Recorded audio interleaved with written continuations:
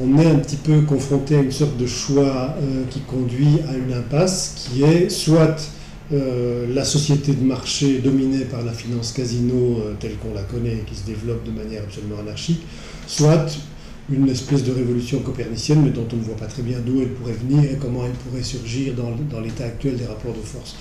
Et je pense que la troisième voie que propose justement le réseau de financement alternatif, c'est à mon avis pour l'instant la seule imaginable, celle qui d'une certaine manière prend la société de marché à son propre jeu, qui ne considère pas que l'économie de marché et la société de marché c'est la même chose. L'économie de marché, on peut adhérer à ces principes. La société de marché c'est autre chose, c'est une société dominée par le marché.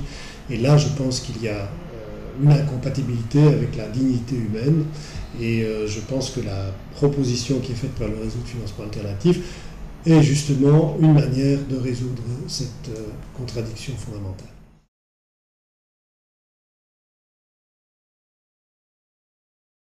Étant donné le blocage politique auquel on assiste et qu'on constate tous les jours, qui est un blocage à la fois institutionnel, intellectuel, qui est caractérisé par le fait que très clairement les grands partis, les grands courants politiques, les grands partis politiques traditionnels ont capitulé devant le marché, hein, je pense que la seule alternative possible, c'est le mouvement, c'est la société civile, c'est le mouvement citoyen, c'est les associations.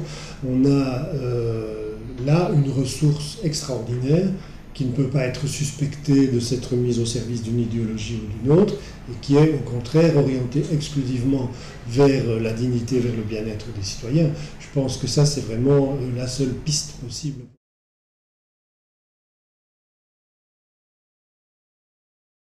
Il y a plusieurs définitions de l'éthique. La définition traditionnelle, c'est les guides qui nous permettent d'adapter notre comportement en fonction de notre conscience. C'est personnel l'éthique.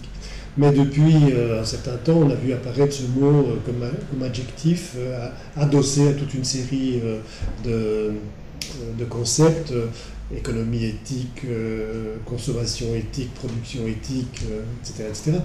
Et donc c'est devenu plus ou moins synonyme de morale, c'est-à-dire qui doit correspondre au bien de l'ensemble de la société, qui doit avoir pour but le bien de l'ensemble de la société.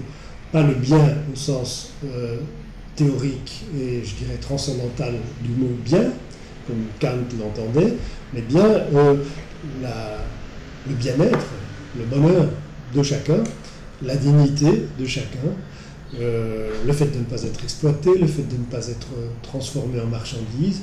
Voilà, ça c'est à mon avis le sens de cet adjectif éthique tel qu'il est accolé à toute une série de nouveaux concepts et notamment à la finance responsable et solidaire.